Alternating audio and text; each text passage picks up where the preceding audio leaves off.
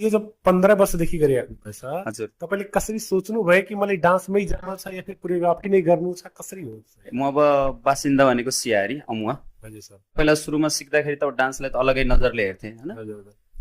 त्यहाँ सिक्दाखेरि चाहिँ फर्स्ट मैले चाहिँ माइकल ज्याक्सन यस। माइकल ज्याक्सन मेरो आइडल नै हुनुहुन्छ। उहाँको डान्स हेर्दाखेरि अब यो फिल्डमा जानुपर्छ है, त्यहाँ सिक्दाखेरि सबले वाह वाह भन्थे, राम्रो देउसी भैलो खेल्दाखेरि राम्रो मान्थे। त त्यहाँ युनिक नै गर्थ्यो मलाई मान्छेले। फर्स्ट टाइम म त्यहाँ डान्स देउसी भैलो गर्दा 4-5 जना अटोग्राफ लिन आउँदाखेरि अलिक खुसी पनि लाग्थ्यो।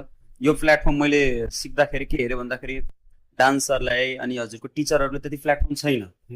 र मैले हेर्दाखेरि यो डान्सरहरू यसमा पनि प्लेटफर्म दिन सकिन्छ है भनेर एउटा आइडल भनौँ भनेर आइडल पनि बनियो। लगभग 100+ टिचरहरू पनि कहीँ न कहीँ स्कुलहरू क्लास खोलेर बस्नुभयो र एउटा ग्रोथ होस् र यो डान्स फिल्डलाई इज्जत पाउन्, रेस्पेक्ट पाउन् भने यो फिल्डमा म आएको। नत्र म एउटा मोबाइल मेकानिक पनि थिएँ। भाइले हेर्नुहुन्छ मोबाइल पसल गरेर म खुसी, तर यो मैले आफ्नो सपना नमारौँ भनेर यो फिल्डमा हिँडेको त्यस्तो।